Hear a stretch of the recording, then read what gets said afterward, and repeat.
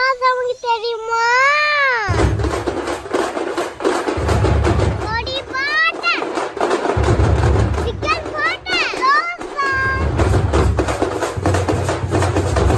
அவங்க சாப்பிட்டு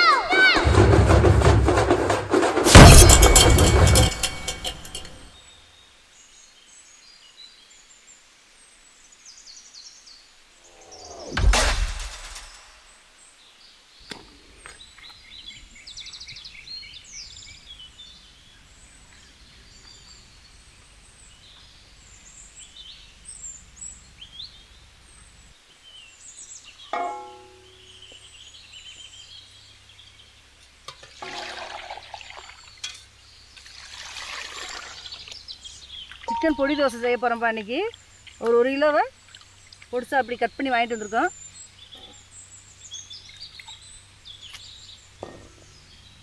ஒரு அளவு சலச்சினா போதும்ப்பா. ஏன்னா கறி பீஸ் பெருசாக இருக்கும்போதே ஒரு அளவு சலச்சியாச்சு.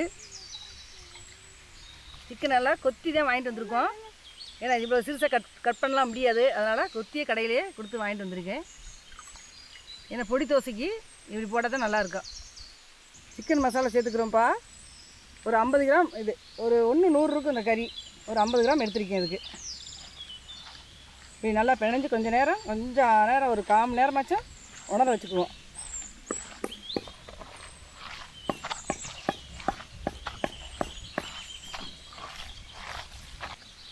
இது இஞ்சி பூண்டு எடுத்துருக்கேன். இப்போ இதில் சேர்க்கறதுக்கு இந்த இஞ்சி பூண்டு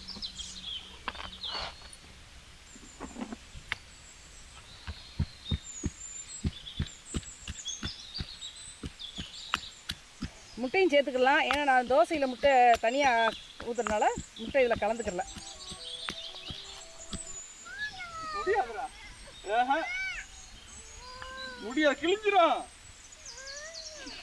என்ன வேணும்? என்னடா வேணும்? விட மாட்டேன் அங்கே போய் தர்றேன் வா.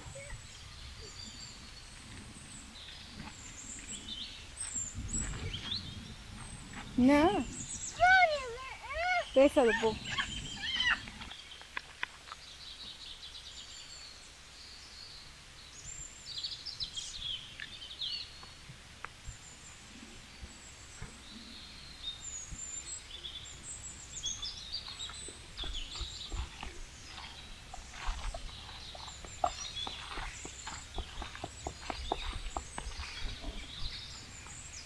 ஒரு 10 நிமிஷம் கொஞ்சம் நேரம் உணரட்டும்பா.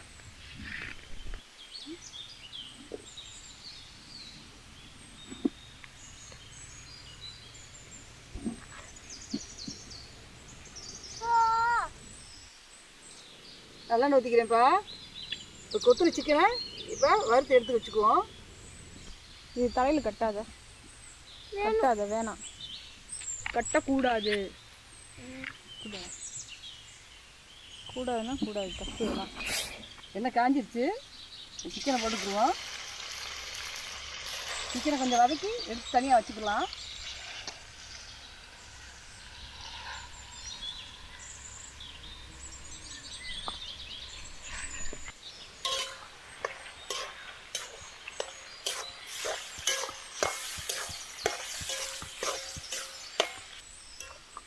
தலையில் கட்டாதன்னு சொன்னேன் பிரணவ். எடு கட்டாதா, எடுறா.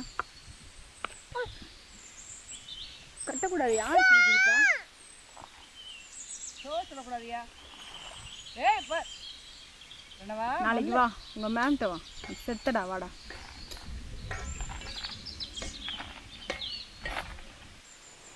சிக்கன் பொடி தோசைக்குப்பா மூடி வைக்காமல் சிக்கனை வதக்குங்க.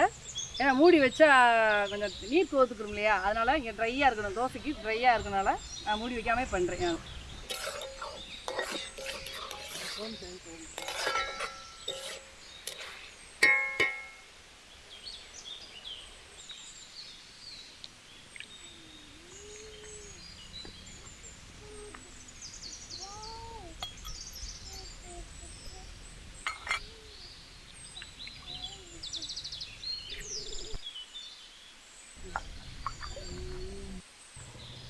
உப்பு கொஞ்சம் 5 முட்டைக்கலவை கம்மியாகவே போட்டுக்கிங்க. ஏன்னா இட்லி பொடியிலையும் உப்பு இருக்கும், சிக்கன்லேயும் உப்பு இருக்குது. தோசை மாவுல உப்பு இருக்கும், அதனால் சும்மா அளவாக போட்டுக்குங்க.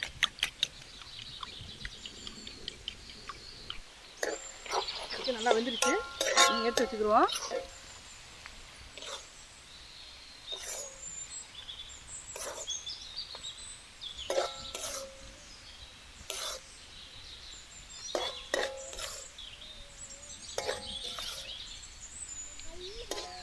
நீ என்னடா சமையல் பண்ணிட்டு இருக்க தனியா? சேட்டை தானே, எடு கிணத்துக்கா எடு. ஏய் அடி வாங்கிடுவாடா, எடுடா, எடு எல்லாத்தையும், எடு எல்லாத்தையும்.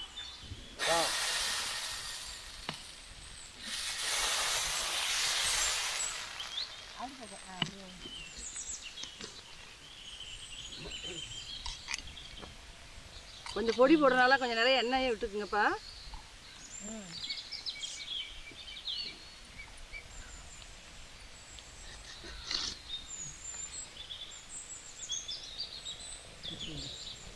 இப்போ முட்டை ஊற்றிக்கிட்டேன்ப்பா. இனி சிக்கனை சேர்த்துக்கிடுவோம்.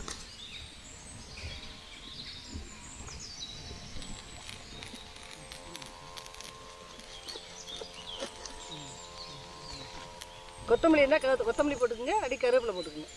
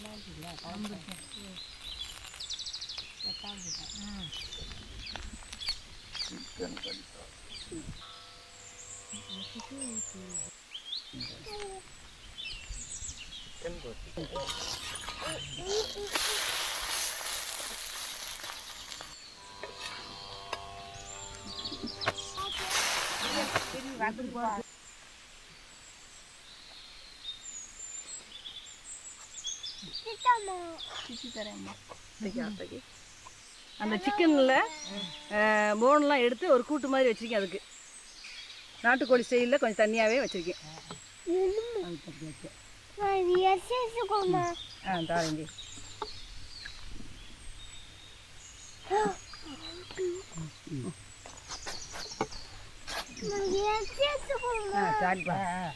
என்னது வேணும்?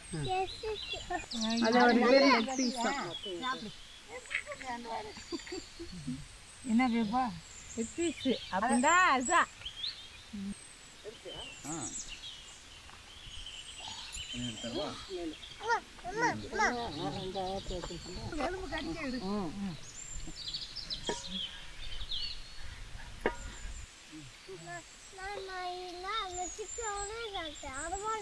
சிக்கனோட சாப்பிடணுமா? அப்படியே சாப்பிடுவாக்கா? அப்படியே சாப்பிடு. சரிப்பா, வாங்கி வச்சுட்டு வேலை பார்த்தேன். பசித்து பூசிய லைக் பண்ணுங்க, சப்ஸ்கிரைப் பண்ணுங்க, சப்ஸ்கிரைப் பண்ணுங்க, மறக்காம